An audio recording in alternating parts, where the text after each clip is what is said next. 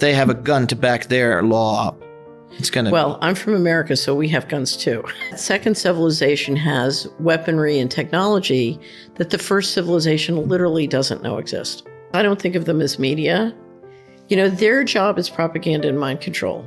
Okay, they're being defrauded. And that's when I started on the Solari report to cover mind control technology and how it was being used. If the 80% starts tipping the boat, they're going to drag us down. Yes. They're going to drag us down with them. So we say, wake the bloody hell up. Right. As soon as possible, because you guys are tipping the boat. Right.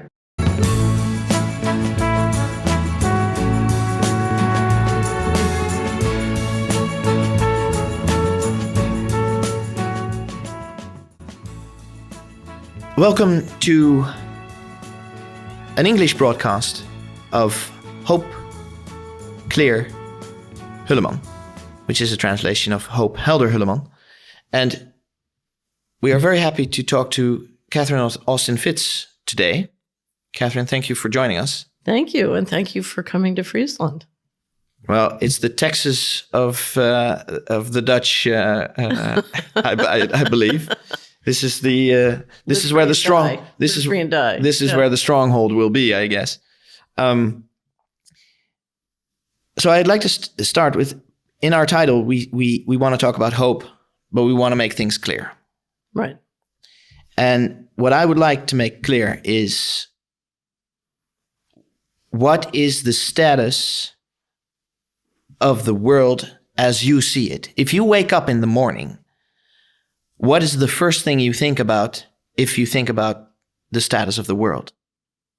What's going on? So we have a secret governance system. My nickname for it is Mr. Global. And the secret governance system has been moving for many decades to centralize control. Digital technology gives them the tools to do that. And they, for many years, they were quietly engineering a coup through primarily financial means. How many years? Does this begin with the Fed or 1776? We can take it back. We can take it back to 1770. To the Romans? But we can certainly take it back to the central banking warfare system at the creation of the Federal Reserve in 1913. But I think I take it back to 1990s when essentially the U.S. leadership gave up on the democratic. They said democracy doesn't work.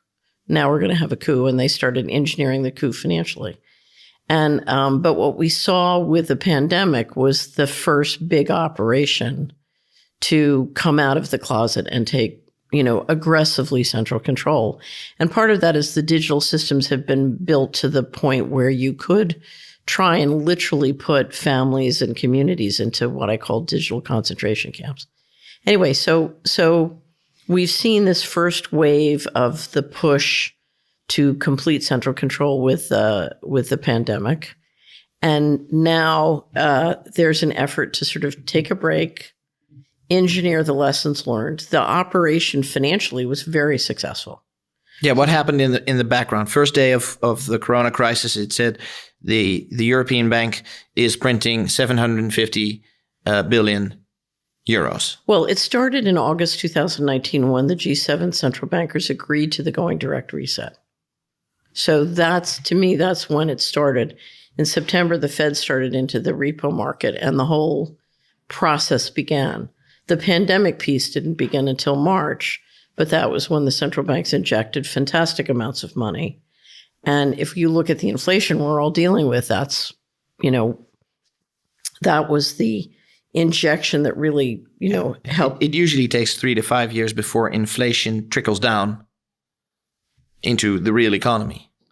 Well, but here was what was interesting. The thing that was so interesting about going direct is for the first time, they didn't inject the money into the reserve tract. They injected the money directly. And so that's a very new, bold action. And that triggers inflation much faster. I'll never forget, right as it happened, Larry Lindsey, who's a former governor of the Federal Reserve, gave a speech to a group of Swiss investors. And he said, inflation is baked into the cake. And here's, so they knew when they did it that it would result in tremendous inflation. Is it sometimes people say doing this, and each year the deficit of the U.S. and they go to the Fed and they have to ask to print money, and it's a sort of a show they do every year, and that people call it kicking the can down the road. But is this in this point in time? So you say August 2019. Did they stop kicking the can down the road, but did they decide to do something different to the can? Okay, let me do it this way. So you would ask me, if I wake up in the morning, what do I see them doing? So right now we're in the pause that refreshes while they're integrating the lessons learned, and they're building all the infrastructure they need for the next wave of control. So in the last 3 years, we had this wave of push for central control.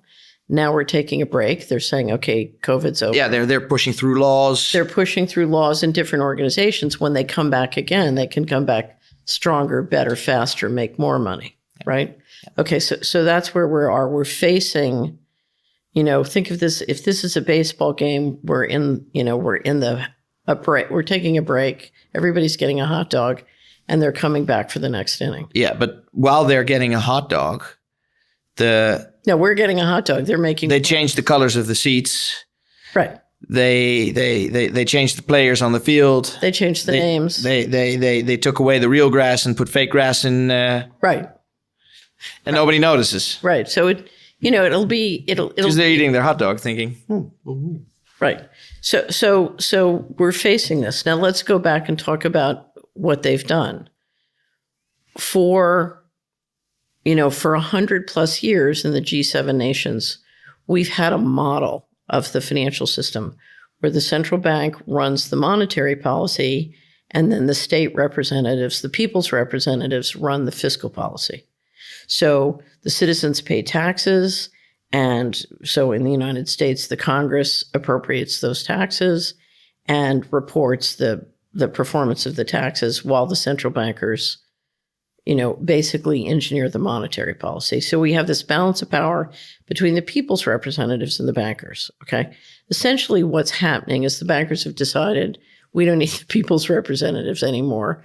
We're going to complete control, right? And so the way you do that is the first thing you do is you bankrupt the governments. They'll keep the show though, right? They'll keep the democratic show alive. They don't need them anymore, but they'll keep the show alive to keep the people quiet. So they've kept the show going.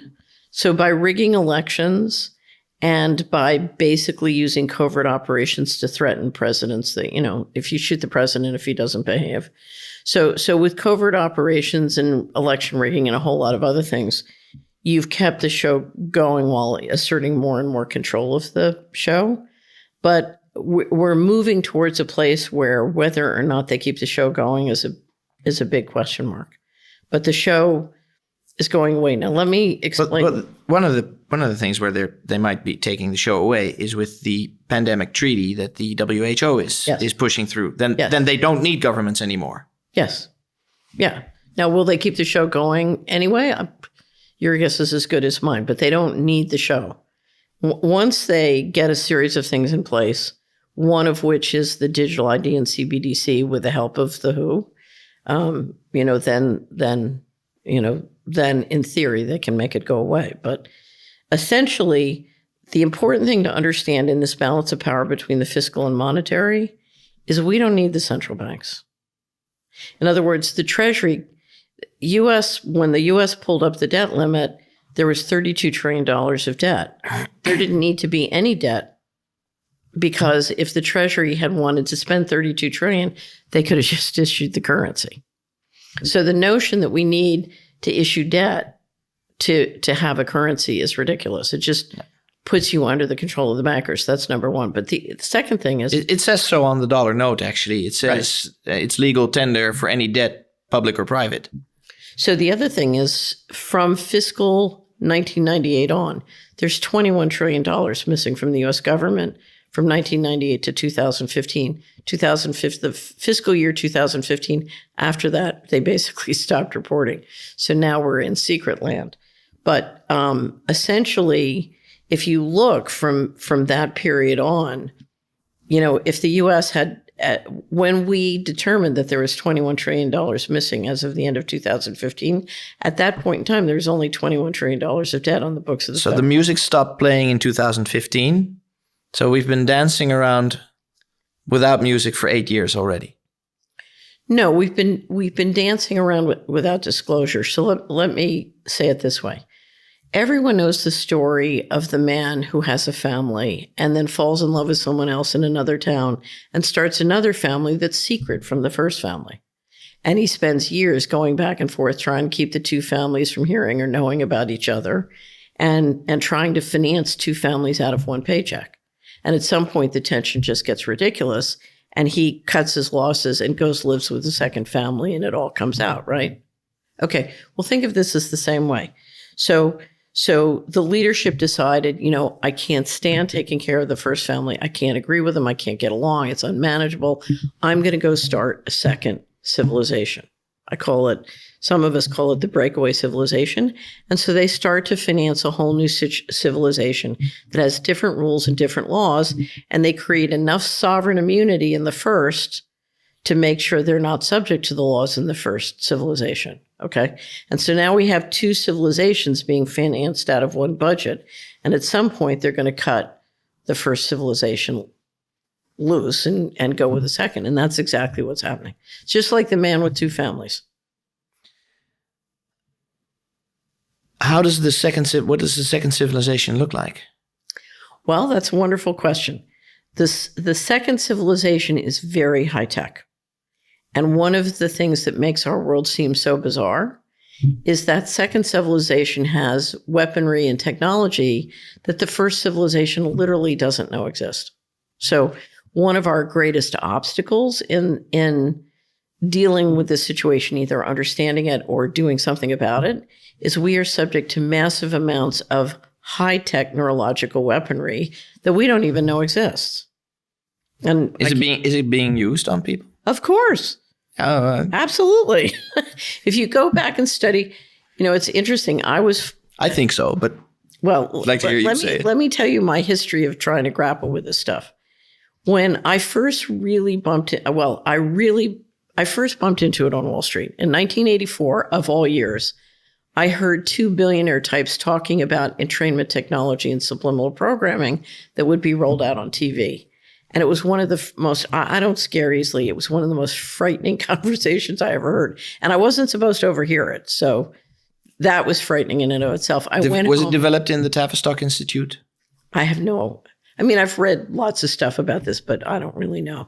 Nobody really knows. It was basically everywhere. I think if you look at the black budget in the United States, I think first of all, mind control has been going on in Western civilization for centuries. And I've gone back and studied the history of it and where it came and how it developed.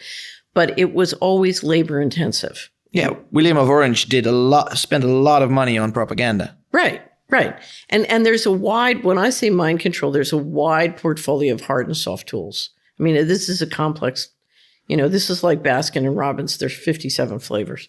Anyway, so I first heard it on Wall Street. It scared me to death. That was it for me in TVs. I was like, no TVs, because it was terrifying, the thought. Anyway, so the next thing that happened is I bumped into it in the litigation. They were using it over the phone. But I started to study. I was studying where the money being stolen out of the U.S. government was being laundered. And I started to study Enron and came to the conclusion that they were using entrainment in the analyst meetings. So, you do a road show and you present your plans to the analysts and they would be very enthusiastic. And if you look at what the guys from Enron were saying versus the enthusiasm of the analysts, I said, I think they're using entrainment here. I'm not sure, but that's the only logical. Anyway, then when I started to work as an investment advisor, I ran smack into it really hard. And what was happening was my clients using phone, using internet, it was primarily phone and internet, were being defrauded with financial fraud, and they were using entrainment technology and subliminal programming to talk them into stuff. And you would literally find a very intelligent, capable person who was very conservative and educated about how to manage their money. And they would be trying to buy gold and silver for 20% over spot when you could get it to them for 2% on over spot. I was like, are you insane? I mean, it doesn't. Anyway, and what I realized was, okay, they're being defrauded. And that's when I started on the Solari report to cover mind control technology and how it was being used. And so we have, if you go to the Solari report. To protect people? Did you want to protect investors or the common man who was trying to make an honest dollar? I was trying to stop people from being defrauded. And I was dealing, in my client base, I was dealing with two major kinds of fraud. One was healthcare and one was financial. And what I was observing was one serious financial fraud could literally destroy a generation of savings. And so a lot of it was financial fraud, but it was also healthcare fraud. So they would be talked into all sorts of treatment. I had because in 1984 was it for me in TVs, but I had a dear friend who I would visit in Philadelphia, and she had the TV on all day, and it was just pharmaceutical ads all day long, but they were using entrainment. And it was unbelievable. And so I just think, anyway, so my focus was on the financial and healthcare fraud, and just can you make people sick through telling them something over TV? Oh, absolutely. Their bodies will respond and get a headache? Yeah. So I have a wonderful subscriber who's a very wonderful doctor. And he said the three greatest killers during the pandemic were fear, fear, and fear. So you can literally, if you look at the history of different scientific study on the difference, sort of the relationship between our psychology and what we believe in our health, it's astonishing how much power our minds have to affect our health, positive or negative. I mean, it's pretty extraordinary. Isn't that one of the positive side effects, though, of everything that's going on right now, that there more and more people are understanding that what they were doing in the past was actually not beneficial to them? Right. So more and more people, it's a one-way street, right? Once you've seen it, you've seen it. You cannot unsee it. Well, it's like a computer that has 50 databases, and once you realize to change a database, you have to change. You need a new operating system. Then suddenly you got to clean up all the other 49 databases to get them in an operating system.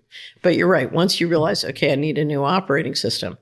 I think for me, it took me many years to realize the extent to which the fraud and the corruption and the mind control had become as bad as it was. So it's not like, I realized suddenly that the model I had of the world is no longer applicable. Things have changed and my model wasn't so great in the first place. But it takes a long time to clean up all those databases. You know what I mean? So it's certainly my evolution from somebody who could... Is there a quick fix? Is there a Control-Alt-Delete button, delete star thing you can do when you say, okay, I need a new operating system. I'm gonna get rid of everything I held to be true, and I'm gonna reorganize completely. Is there a quick fix? So there is, in my experience, there is a way to do it much faster than I did it. And all you need to do, have you ever seen the movie Enemy of the State with Will Smith? Yes, I have. Okay. So the faster you just need to check the heel of your shoe. Well, but the faster you find, if you try to figure out what's going on, it's one speed. If you find Gene Hackman and listen to him, it's another speed, right? Yeah. Right. Yeah. So there's our world is like Disney World. There's an upstairs and there's a downstairs. Gene Hackman understands how downstairs works. So Will Smith finds Gene Hackman. He gives him a crash course in how downstairs work. Will Smith is smart. He listens and he learns. And then suddenly he starts to get back in the game because now he's got a good map. Okay. So you find people who know how the upstairs and the downstairs work and relate, and you get yourself a good map. A lot of people don't want to know. So I'm sympathetic. I didn't want to know either. I was like, okay, I have partners who deal with organized crime. I don't have to worry about that. I'll just do my piece. But the middle of the road is going away, and we have a choice. You can choose the divine, or you can choose the demonic. You can choose slavery, or you can choose freedom. And there are no promises. If you choose freedom, maybe we prevail, maybe we don't. But if you understand... Well, at least you chose and you tried. Well, but here's the thing. If you understand where they're going with slavery, you are better crashing and burning, searching for freedom than... That's what I did. Right. That's what I did. Crash and burn. This system's done. Get out. Right. Get out. Accept it. It's over. Well, they're destroying it. They're destroying it. Yeah, they're destroying it. But a lot of people have asked me, how do we stop them from destroying it? So that's a good question. And I have many ideas and many theories on how to do it. Hit me. But we are making this up as we go, and it's going to take a lot of people saying no and not complying. Saying no to the digital identity, saying, I've had one phone call of a person saying, I don't want to give my fingerprints. Right. So for many years, we've been promoting using cash because in a ideal financial system, you would have digital systems and analog, you would have a balance, and that keeps it healthy. What you want to avoid is 100% digital. So I think anything you can do to walk back the digital systems and keep them out of your life is and the more people who do that, the better chance we have.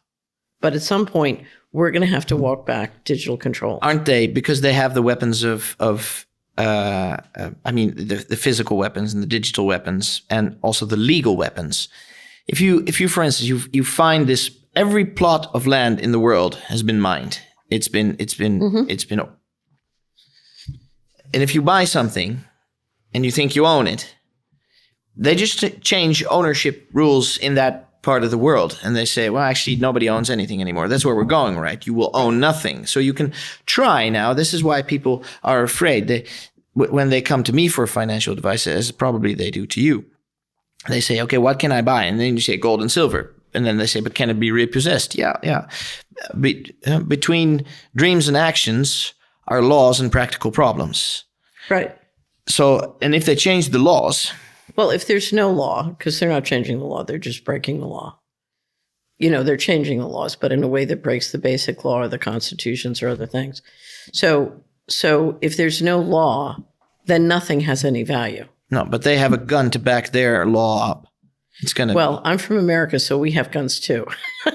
yeah. That's actually, we envy you for that. We have to envy. We have no means of protecting ourselves against this unjust government. We have no means. Well, I'm a Christian, so I think we do have. Yeah. Okay. Well, yeah. Because I do believe, that there are many other ways to fight, but and to me, first and foremost, this is a spiritual war. So your faith is the strongest weapon. It's the only thing you need. It's not the only thing you need, but faith, faith is the substance of things hoped for but not yet seen. And if you go back through history and you see how freedom has won again and again and again, when it shouldn't have, when the odds were against it and the force was against it. Here's the thing. Can you control Earth by force? The only way you can control and run Earth by force is if you institute complete digital control. But that's what they're trying. That's what they're trying. So the question is, will we continue to embrace and integrate their digital systems for them? But they're using fear and people's need for safety to get them. They keep pulling a little bit harder. Right. On the thumbnails. Right. So you want to. It's the frog in the water. You want to take the temperature up steadily and slowly, and that's or actually, I think it's the other way around. They're lowering the temperature. They're freezing the frogs. They're not boiling them. They're freezing them. Right. So this is why. So I showed you the wrap up we did, not the last one, the one before, is on sovereignty. Yeah. I apologize. We are We paused this broadcast for a non-commercial advertisement. I actually advertise every one of my audience. And we're not getting a cut. I just think you should read these and buy these and subscribe to the Salary Report. You cannot be informed and say that you are informed if you don't at least subscribe to the salary report for yourself and for your family and for your intellectual growth. You said, is there a way somebody can go faster? We see our job as helping you get a good map of what's going on much faster. You want to be the Gene Hackman. Yeah, so I wouldn't say we want to be the Gene Hackman, but we want you to have a map of both overt and covert on an integrated basis that really helps you. In other words, I want you to know how to navigate. I don't want you to depend on me to navigate. I want to give you the maps you need to navigate and practice excellent predator evasion. So we're the prey. We're the prey. We're the prey. Right. But usually the antelopes get away from the cheetah very well. Yeah, exactly. So my favorite... That's hopeful. My favorite new video, because we love turtles, my favorite new video is a sea turtle beating a tiger shark. Yeah. Have you seen that one? Yeah, I've also seen a video where the tiger shark beats the turtle, though. Oh, really? Yeah, well, there's another video. There's no guarantee. Yeah, no, it hurts. It hurts. It hurt. I cried. Really? Yeah, it took me 3 times to watch it. Oh. And then I cried. But there's also one where the turtle wins. I know. Right. I know. So sovereignty, I can do everything individually I can possibly do to practice good predator evasion and to build my wealth. At the same point, if we lose national and individual sovereignty, then all wealth is stolen. But people don't care about sovereignty anymore. They appear not to understand. I disagree with you because I spend, since 1998, I've spent my whole life networking, talking, and working with people all around the world who care passionately about it. And there are millions of them. Pericles said, freedom is only for those who are brave enough to defend it. Well, there are millions of people all over the world defending freedom and doing a very effective job. What are the best practices that you've seen? Okay. So we could be here for a couple hours. The best practice that I see are people who are prepared to take responsibility to create their own life. So they say, the world is what it is, but I want to have my free and inspired life. And I believe I have the power to invent my world, to build my world, to create the world I want to live. And they take personal responsibility. And it's amazing. Sometimes I call them the people who hold up the world because they take responsibility for themselves, their family, their mother, their brother. They're the people who really... Yeah, it's a busy life. It's a busy life. But the other thing they do is they have very powerful continuous learning. They're constantly learning how to do things. So if you came to where my residence in the U.S. is in Tennessee, you'll see, this is a county that's gone through just devastating kinds of change, and the manufacturing base moving out and farming being under huge pressure and all sorts of federal dirty games and the drugs coming in. But you have certain families who get up every morning and they learn. They know how to fix their own car. They know how to fix their plumbing. They know how to fix and everybody's trying to get them to help them. They have more work than they can shake a stick at because they're so productive and so useful. They just keep learning. But isn't one of the problems that the neighbor is looking over the fence and seeing that they're so productive, and the neighbor thinks, I don't want to work that hard.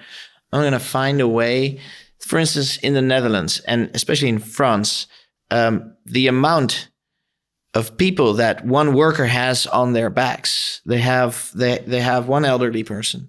They have one child. They have one immigrant. They have about 5 useless government officials. You're draining them. The taxation system and the government money system is draining the productive. Every farmer is supporting at least 10 others who tell him what to do. Right. So we're all being the big sheepdog who's like carrying everybody. So, and if you look at the political frustration in the United States or the Netherlands or throughout Europe, it's basically the scream of the productive. That's what the Yellow Jackets was in France. That's what the people who came out in 2000. We produce everything, stop stealing from us and start listening to us. Right. Because we're willing to pull the weight, but we can't pull the weight anymore. Besides, it's an unjust system. Well, but part of it is the people who do concrete things versus the people who do, sort of info work. Yeah. So if you looked at the election in 2016, it was the people who grow the food, who get the oil out of the ground, who do the plumbing, who do the trucking, and because they are grounded, they're connected to the real world. And this idea that you would see if you take the places in the industries that have just swarms of government subsidy, they have this theory that they can have an official narrative that has no connection to the ground or what's really going on in the real SDGs, world. for instance. Right. So, for example, we saw during 2023, we saw the second largest asset manager in the world, Vanguard, and the most powerful insurance company in the world, Lloyd's, pull out of the Net Zero Alliance. And I know why they pulled out of the Net Zero Alliance, because if you ever try to take that complete hogwash and apply it to the real world, it doesn't work. It just doesn't work. Now, there are political reasons why. Yeah, and they want, for their new world, they need the real productive world. They know that. Right. So they're abandoning their own built fake economy, which is 7 times larger than the real economy, and they're finding a new way to steal the real economy. Right. And then tank. Do government officials know this themselves, that they are the useless eaters that are being destroyed by the ones they work for? Some know, some don't, in my experience. So and there are a lot of people who simply play their position and they don't see how everything fits they start 9:15, they take a long coffee, they take a long lunch, they go home 4:45, and they think, well, I get paid. Let me give you an example. So when I became Assistant Secretary of Housing, I had, at the time, the country was divided into 10 regions for the federal government. And my best administrator for our sort of line management line was in Texas. The Texas region had Colorado, Arkansas, had all the fraud. But our regional administrator was excellent. And his name was Sam. And he had a deputy named Walt who was brilliant and like the craft. He was Gene Hackman. And so when I got there, I asked my budget officer, I got the budget and all the budget justifications that went from the table all the way up here. And I'm a speed reader. I read it that weekend and I called him in and I said, under the law, I have to run the single family fund. It's vested in the commissioner. And that was my position. I have to run it on a self-supporting basis. And there's nowhere here in the budget I can find out how much revenues are coming in and how much expenses are going out and whether I'm in compliance with the law. And he said, well, I don't have that information. The accountants have that information. I said, well, give me their name and number. He said, they report to another assistant secretary. You're not allowed to talk to them. So I said, well, that is unacceptable because I need the financial information. I need to know whether I'm obeying the law or not because I need to be in compliance. To make a long story short, I raised a lot of money for the president. And what I got was a pair of cufflinks and the accountants moved over to report to me. So because I went to the White House, I got the accountants moved over. When they came in, I asked them, okay, revenues and expenses, I need to see it both for the country and by region. They said, well, we don't have that information readily available. I said, when we mail out checks, we have zip codes. Just do an estimation, cash flow estimation, money in, money out. Again, to obey the law, I need to have this information. So they went out and did a crash course, came back a couple of weeks later, and it turned out in the Texas region alone, we're losing $1.2 billion a year. So I called Sam and I said, Sam, how do you think you're doing revenues in, revenues out, last year? He said, I don't know, but I'm assuming we probably broke even. I said, no, you lost $1.2 billion. I'm faxing you the information and flying down tomorrow. And by the time I got down, he had figured out, he had gotten everybody from the region into a smoke-filled room and they'd figured out what they're going to do and fix the whole thing. But they didn't have the information, right? So that goes for worldwide people who work for government. They just don't have the information. Well, to actually know what's going on within their own system. But it wasn't just Sam. It's everyone. It's everyone, yeah. So do you have financial statements for your neighborhood that show sources and uses of all government money? So I'm in Friesland. I can't just get a sources and uses. No, it's owned by the milking companies, and basically we sell the milk across the world. Well, but how can you optimize resources unless you have a map of resources? Yeah, but only one man has the map. Well, actually, we have the power to put together the maps. Yeah, we should do that. Well, I built a software tool in the 90s called Community Wizard. And it would allow anybody in a community to say, okay, my community is my zip code, my postal district, my congressional district. And I can download from all the databases and build the sources and uses. Let me emphasize. So can